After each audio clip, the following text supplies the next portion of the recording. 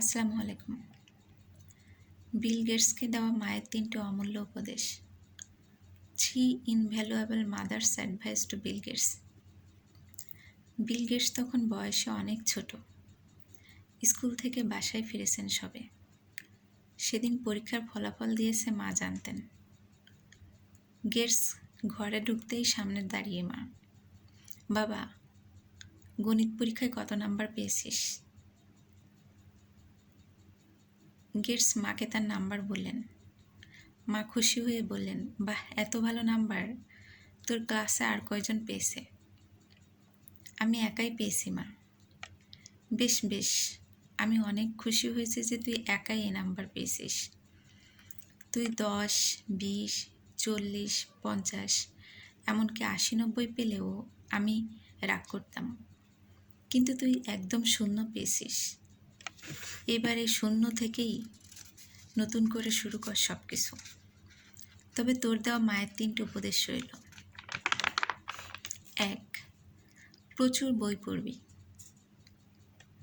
ক্লাসের পড়ার বাইরেও বিশাল একটি জগৎ রয়েছে।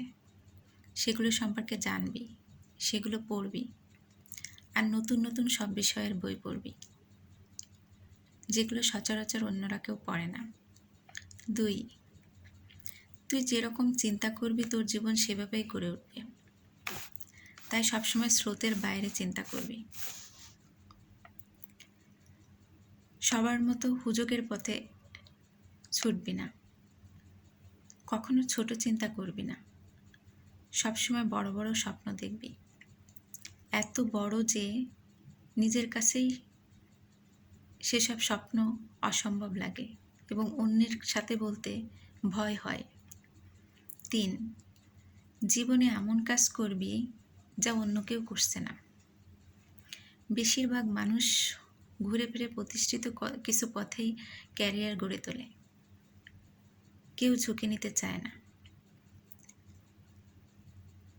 তুই সবার চেয়ে ভিন্ন পথে হাঁটবি, ভিন্ন কাজ করবি, মানুষকে স্বপ্ন দেখাবি, নিজেই নিজের পথ তৈরি করবি। সময় তখন 1963 সাল।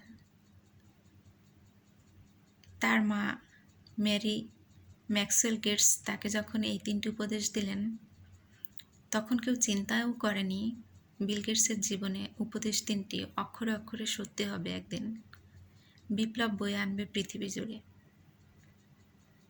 স্রোতের বাইরে গিয়ে নতুন করে স্বপ্ন দেখাতে শুরু করবে কোটি কোটি মানুষকে।